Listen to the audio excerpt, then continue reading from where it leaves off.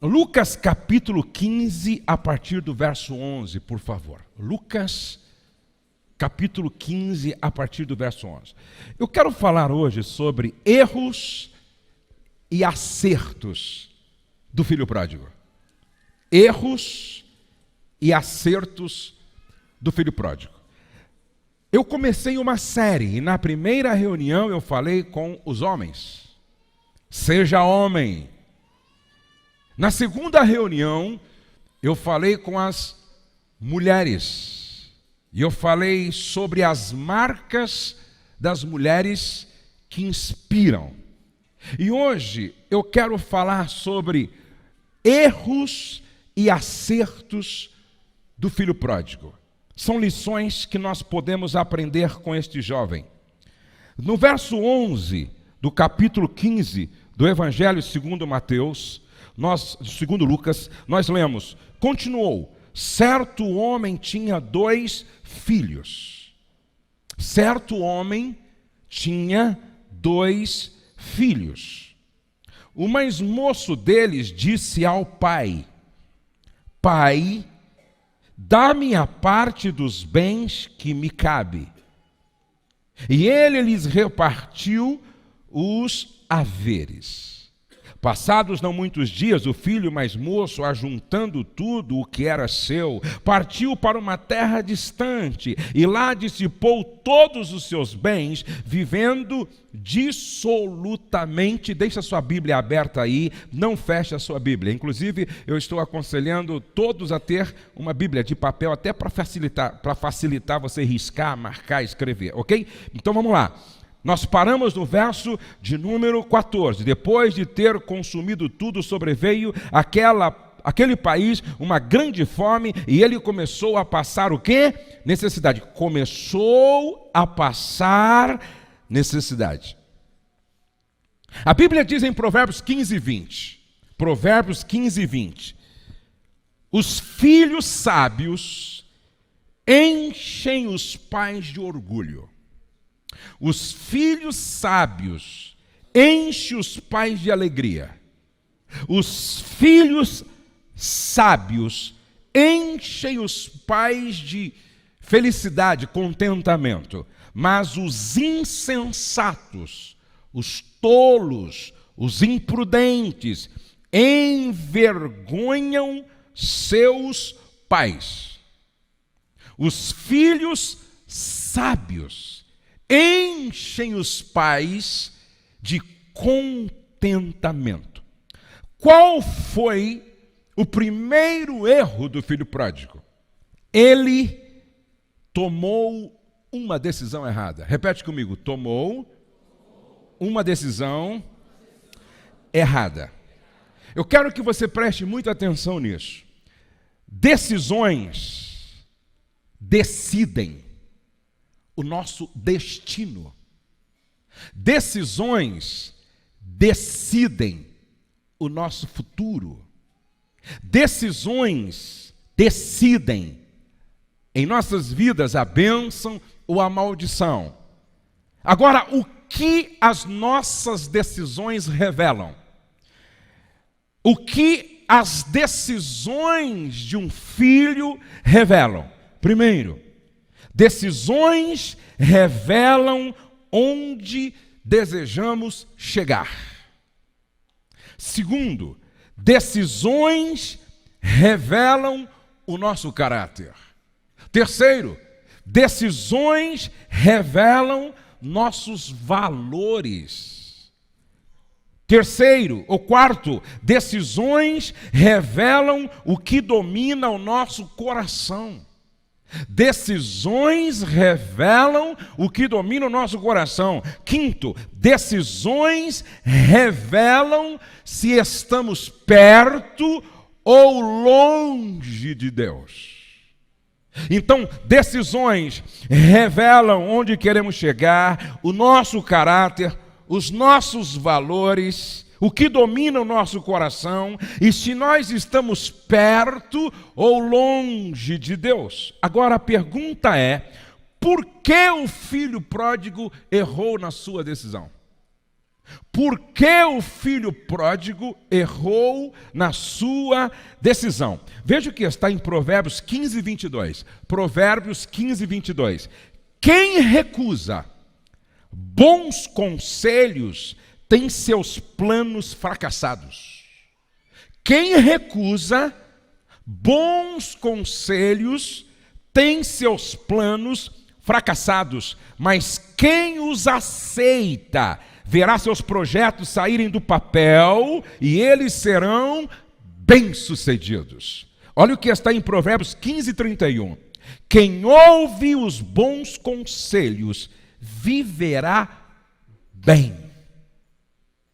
Você quer ter uma vida profissional boa? Você quer ter uma vida conjugal boa? Você quer ter um futuro abençoado? Olha só, quem ouve os bons conselhos viverá bem e será como um convidado de honra entre os sábios. Ou seja, quem sabe ouvir os bons conselhos faz sua morada com os sábios. Primeiro, o filho pródigo não consultou a Deus. O filho pródigo, para sair de casa, não consultou a Deus. Olha o que diz em Provérbios 15, 32. Quem faz pouco caso da disciplina será um nada, mas quem obedece à vontade de Deus ficará mais sábio. Quem faz pouco caso da disciplina será um nada. Aí diz assim, mas quem obedece à vontade de Deus ficará mais sábio. Ele não consultou a Deus. É interessante que eu vejo algumas pessoas decidindo e perguntam para todos, menos para Deus. Perguntam para a mãe, perguntam para o pai, perguntam para o amigo, perguntam para a colega, mas não pergunta para Deus. E a Bíblia diz que a vontade de Deus é sempre boa, perfeita e agradável, e quem a faz permanece para sempre. Segundo, o filho pródigo não ouviu seu pai. Ele não ouviu o seu pai. E olha o que a Bíblia diz em Provérbios 15, 5. Quem não dá ouvido ao que diz seu pai é insensato, mas quem aceita a correção tem bom senso. Quando a Bíblia diz em Efésios capítulo 6, honra teu pai e tua mãe, para que te vá bem. Honrar é ouvir e obedecer. É ouvir e obedecer, para que te vá bem e tenhas longa vida sobre a terra. Terceiro, o filho pródigo não buscou orientação com um mentor. O filho pródigo não buscou orientação com um mentor. O que é um mentor? É alguém que já chegou aonde você quer chegar. Por exemplo, o Felipe. Felipe está aí? Não o Felipe, meu genro. O outro Felipe lá. Isso, é o Felipe loirinho lá. O Felipe chegou para mim outro dia e disse, pastor, eu quero ter assim um ministério que nem o seu, focado em família. Aí então eu perguntei para a noiva dele, namorada dele, ele está te tratando bem? E aí ele viajou comigo. E aí ele ficou me perguntando tudo o que é necessário para ter um casamento interessante, uma família saudável, uma relação sustentável. Ou seja, ele está consultando o mentor que já chegou aonde ele quer chegar. A Damiana está aí? A Damiana, antes de começar a namorar, ela foi lá na minha sala, pastor, o senhor tem 10 minutos? Eu disse, pois não, Damiana. E ela disse, olha, eu estou pensando assim, assim, assim, assim. O que o senhor acha? O que o senhor me orienta? O que o senhor me diz? Como é que eu devo fazer? Preste atenção. Se o filho pródigo tivesse feito isso, ele não teria ido parar entre os porcos, valendo menos do que um suíno. Não. Sua história seria outra. E se os filhos fizessem isso, as decisões seriam mais acertadas. Preste atenção. Ele não consultou o mentor. Número 4, ele decidiu influenciado por pessoas erradas. Sabe por quê? Nenhuma decisão que tomamos é sem estar debaixo de uma influência. Vou repetir. Nenhuma decisão que tomamos é sem estar debaixo de uma influência. Pastor, mas eu tomei essa decisão e eu não fui influenciado por ninguém. Que filmes você assistiu? Quais são as novelas que você assistiu? Que tipo de música você ouviu? Músicas me influenciam nas minhas decisões. Filmes me influenciam nas minhas decisões. Novelas me influenciam nas minhas decisões. Preste atenção. Debates que eu ouço na televisão me influenciam nas minhas decisões. Por exemplo, a gente decide para quem votar assistindo horário político na televisão. A gente decide para quem votar ouvindo pessoas no cabeleireiro, no dentista, na antessala do consultório médico. Ou seja, nós estamos sendo influenciados. Agora, o problema é quando a gente decide debaixo de uma influência maléfica, maligna, porque estamos ouvindo pessoas erradas. Olha o que diz Salmo capítulo 1, verso 1. Bem-aventurado é aquele que não anda no conselho dos ímpios, não se detém no caminho dos pecadores, nem se assenta na roda dos escarnecedores. Eis a razão porque a Bíblia diz: as más companhias corrompem os bons costumes. Ouvi uma história de uma mulher que era fiel ao marido, uma mulher que era honesta, uma mulher que era uma boa esposa, mas ela frequentava um ambiente onde a maioria das mulheres traíam os maridos. Cada uma contava a sua história de aventura. E ela gostava de ouvir isso. Ela voltava lá, não sei que reunião que era, se vendiam alguma coisa, se era algum salão de cabeleireiro, manicure, pedicure, sei lá. Era um lugar onde a mulherada se reunia lá. E nessa conversa com as mulheres, uma contava: saí ontem com um cara e tal, não sei o quê. Na outra semana ela gostava. A outra dia eu saí também com um cara. De tanto ouvir as aventuras de infidelidade das suas amigas, um dia ela decidiu ter a mesma experiência. Ou seja, ela tomou uma decisão debaixo de uma influência, porque ouviu pessoas erradas, uma influência maligna. E a pergunta que fica é: quais são as pessoas que estão te influenciando, moça? Quais são os rapazes que estão te influenciando, rapaz? Na escola onde você estuda, quais são as pessoas com as quais você anda? Já foi dito 1 milhão de vezes, nós somos a média das 5 pessoas com as quais nós mais convivemos e mais nos influenciam.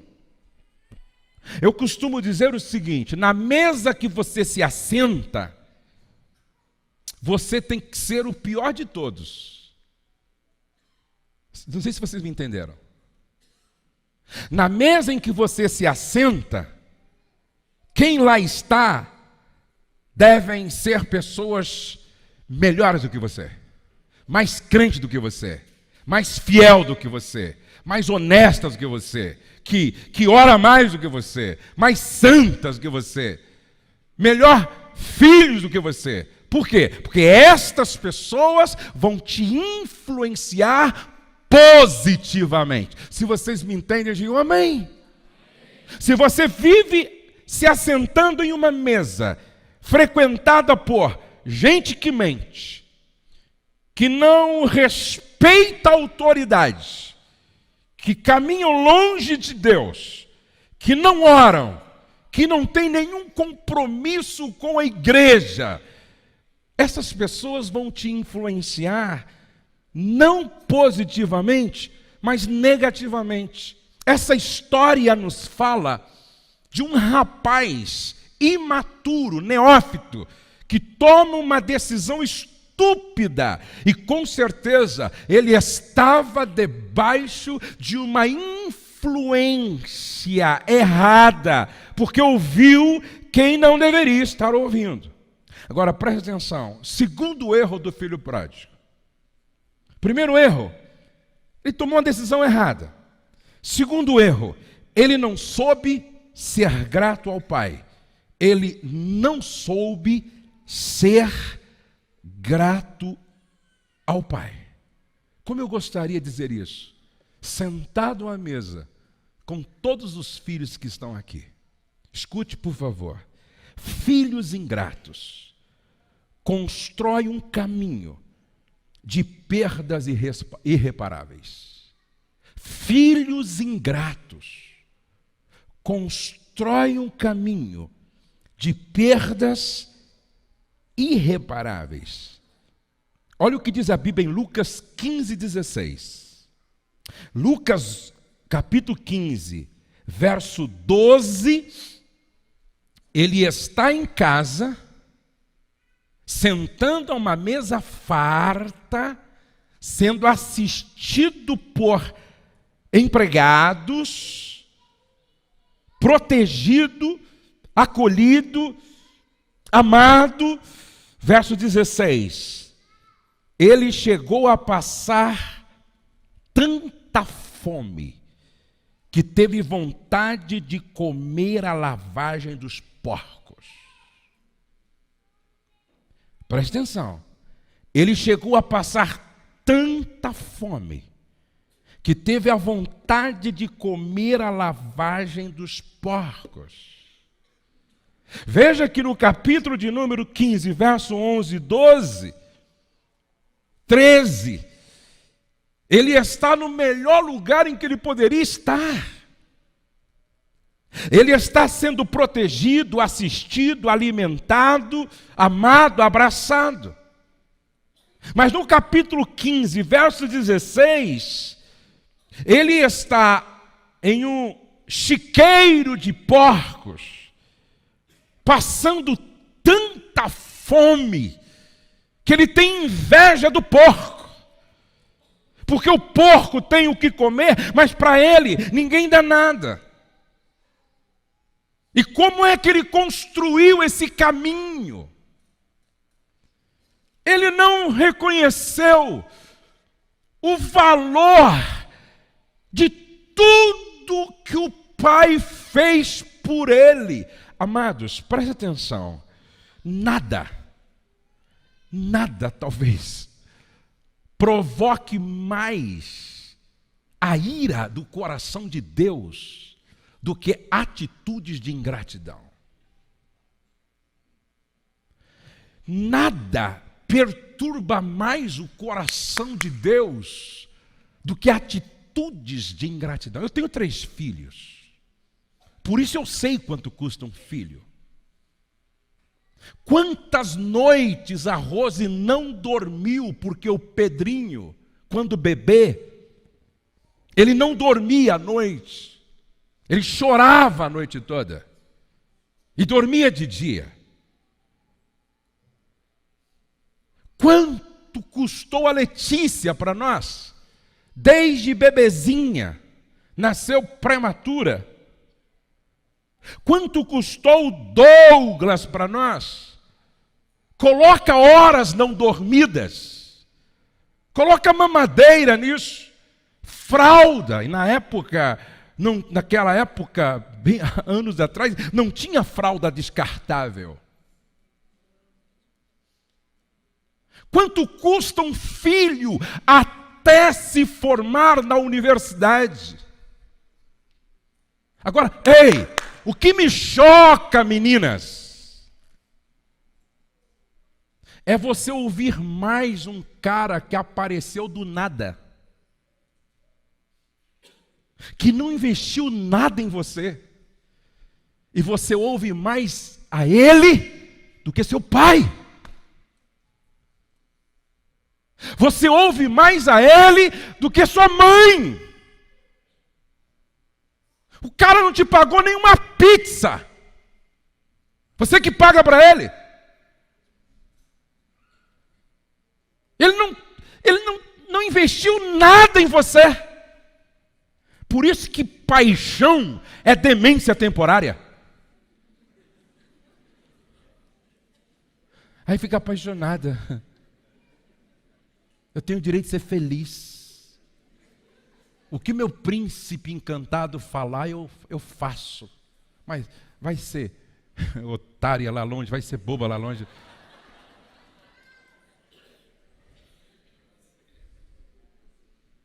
O que esse rapaz investiu em você? O que esse rapaz investiu em você? E o rapaz, mesma coisa. Tem rapaz que fica bobo. Odeio sua mãe, é verdade? Então não precisa ir mais lá em casa, não. Minha mãe é chata mesmo. E começa a ouvir essa doida.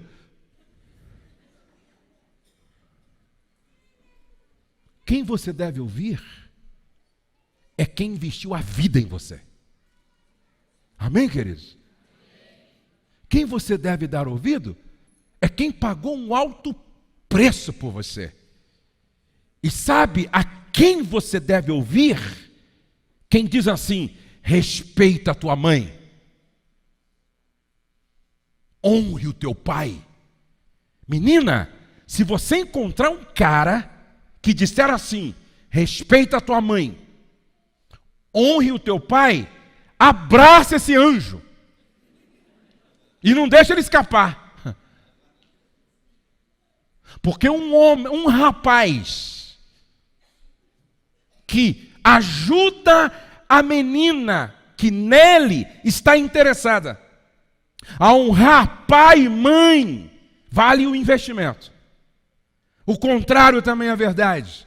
Se você encontrar uma menina, rapaz, que diz assim: ouça o teu pai, honra a tua mãe, são figuras de autoridade sobre a sua vida. Nós só estaremos debaixo da bênção se nós honrarmos os nossos pais. Por isso, se os teus pais falarem, eu também me submeto.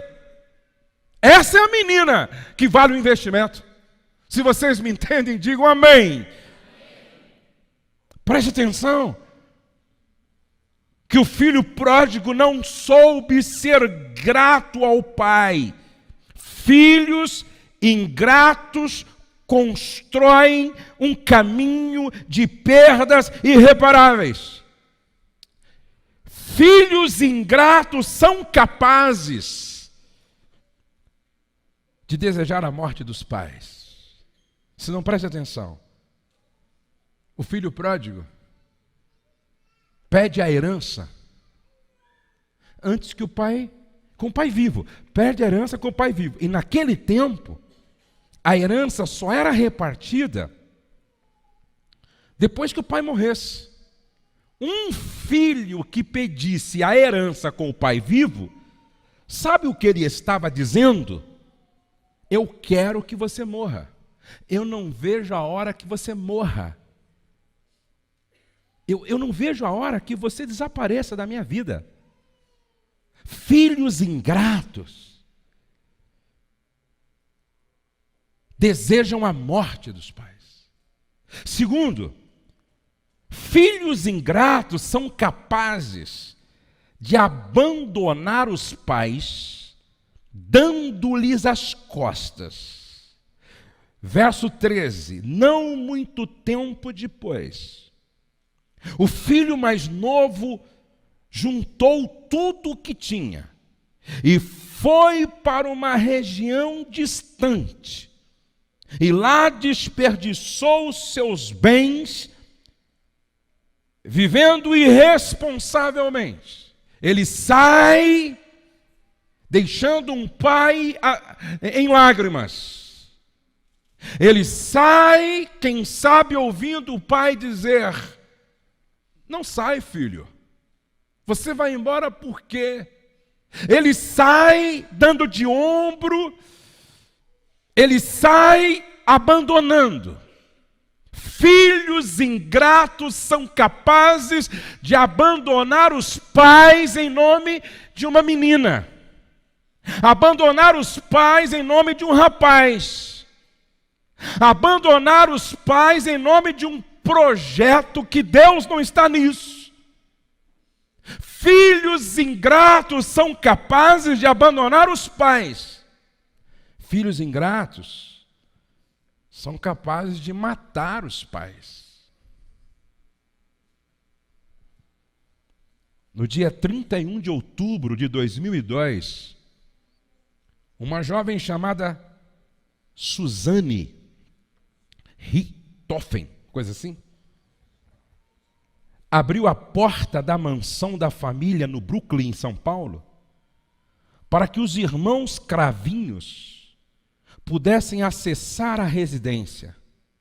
Depois disso, eles foram para o segundo andar do imóvel, e enquanto o pai Manfred e a Marísia dormiam, o namorado e irmão dele mataram os pais da Susana a pedido dela, dando marretadas na cabeça dos dois. Filhos ingratos, se não tomarem cuidado, filhos ingratos, se esse sentimento se prolongar e se aprofundar, debaixo de uma influência de um namorado cheio de demônios, pode chegar ao absurdo, como fez essa menina, de matar os pais à marretada, pô. Número 3, ele não soube dar valor a tudo o que tinha. Ele tinha um pai incrível,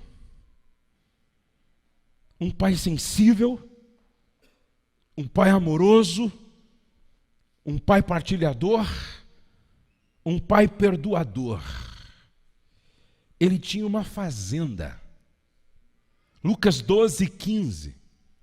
Ele tinha uma boa casa para a qual voltar todos os dias. Lucas 15:25. Ele tinha empregados à sua disposição. Lucas 15:17. Ele tinha fartura. Lucas 15:17. Quando ele cai em si, lá no chiqueiro dos porcos, ele diz assim: quantos trabalhadores têm fartura de pão, e eu aqui morro de fome. Ele tinha acesso a boa música. Lucas 15:25. O que faltava para esse rapaz? E essa é a pergunta que eu faço para você. Você já parou para fazer uma lista de tudo que você tem? Eu não sei, essa noite é bem provável que seja profética para algumas filhas. Essa noite é bem provável que seja profética para alguns filhos que ainda não se deu conta de tudo o que tem e está pensando em sair de casa, pô. Está pensando em ir embora. Mal sabem estes que longe da casa O que poderá, no fim da linha, sobrar é um chiqueiro cheio de porcos. E é traumático quando a gente só reconhece o que nós tínhamos quando perdemos tudo. É traumático. Quando a gente reconhece o valor do que a gente tem, quando a gente perde tudo. Agora preste atenção, ele tinha um pai incrível. Você já parou para pensar no pai que você tem? Na mãe que você tem? Ele tinha um pai. Ele tinha uma mãe. Mas por causa da sua escolha estúpida, de repente ele se acha no último estágio da vida, lá embaixo, dizendo: ninguém me dá nada, estou com inveja da lavagem dos porcos. Presta atenção, ele tinha uma fazenda, agora está descalço, sem anel, mal cheiroso. Ele tinha uma boa casa, ele tinha empregados, ele tinha uma fortuna, uma fazenda, ele tinha acesso a boa música. O que ele ouve agora é porco rosnando, rosnando, rosnando. Quando não damos valor àquilo que possuímos, logo perdemos. Eu ouvi que nos Estados Unidos um grande psicólogo fez uma pesquisa em relação aos casais que se separam. E ele chegou à seguinte conclusão: que a maioria dos casais que se separam nem sempre é por causa de adultério, traição, infidelidade. A maioria é por causa do desprezo. Do desprezo. E olhe para cá, na Bíblia, toda vez que você ler desprezou, o verbo desprezar, em seguida você vai ler o verbo perder. Querem ver? Esaú desprezou o seu direito de primogenitura, perdeu para Jacó. Golias desprezou Davi, perdeu para Davi. Davi o matou, cortou a cabeça, acabou Golias. Mical, quando Davi volta com a arca, a Bíblia diz que ela desprezou Davi, o chamando de moleque vadio. Sabe o que aconteceu? Deus disse: por causa desta sua atitude de desprezo, o teu útero nunca vai gerar. Você nunca terá filho. Perdeu, Mical. Toda vez na Bíblia que você encontra alguém desprezando na frente, você encontra a história toda dizendo: perdeu. O filho pródigo desprezou o pai, perdeu tudo. Perdeu a herança, perdeu a fazenda, perdeu tudo, perdeu a dignidade, perdeu o valor próprio. Preste atenção. Será que Deus não trouxe você aqui para dizer: desperta, tu que dormes? Quem tem ouvido, ouça o que o Espírito diz à igreja. Valorize teu pai, valorize a tua mãe, valorize a tua cama. Se você for agora, lá onde estão os criminosos, os ladrões, encarcerados, eles vão dizer: estou aqui porque não dei valor ao que eu tinha. Estou aqui porque não dei valor à minha mãe, ao meu pai, aos meus mestres. Preste atenção, se você for lá naquele hospital onde estão os aidéticos, sendo comidos pela doença, muito próximo da morte. Muitos deles vão dizer: perdi minha saúde porque desprezei o que meu pai falava, perdi tudo porque desprezei o que minha mãe dizia, eu perdi tudo porque não dei valor ao que eu tinha.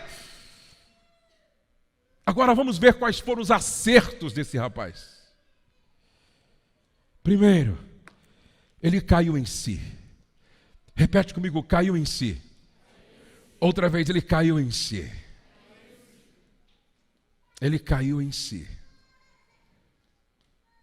E quando ele cai em si, ele diz: quantos trabalhadores do meu pai têm pão com fartura, e eu aqui morro de fome. Segundo, ele tomou uma decisão acertada. Diga: decisão acertada. Outra vez: decisão acertada. Levantar-me-ei e irei ter com o meu pai. Presta atenção. Levantar-me-ei e irei ter com o meu pai. E dir-lhe-ei: Pai, pequei contra o céu e diante de ti. Já não sou digno de ser chamado teu filho.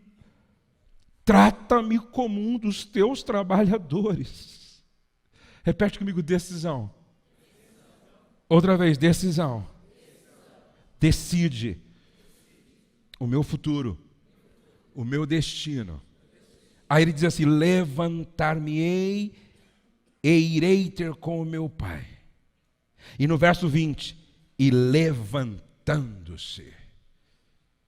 Ele não só ensaiou o pedido de perdão, ele não só ensaiou o que diria para o pai, ele não só decorou a fala para o pai, mas a Bíblia diz que ele decidiu, levantando-se, foi para seu pai.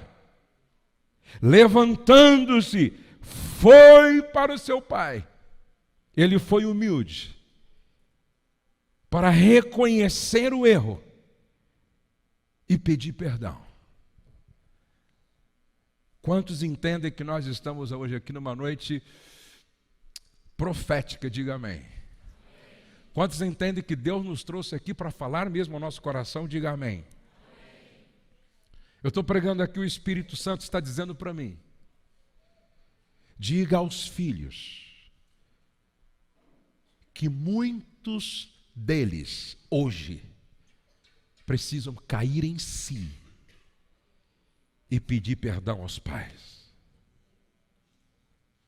Preste atenção. Diga aos filhos que muitos deles precisam cair em si e pedir perdão aos pais, porque não estão honrando os pais como deveriam, não estão sendo gratos aos pais como deveriam, não estão dando valor a tudo o que tem como deveriam, não estão sendo sábios como Deus espera que eles sejam. Então esta não é uma noite qualquer, esta é uma noite em que Deus quer converter o coração dos filhos aos pais, para que estes filhos jamais trilhem o caminho do filho pródigo, para que estes filhos jamais trilhem o caminho da maldição, da perdição e da desonra, para que estes filhos não tenham vida curta e miserável, mas para que estes filhos tenham vida longa e debaixo da bênção de Deus. Vamos ficar de pé.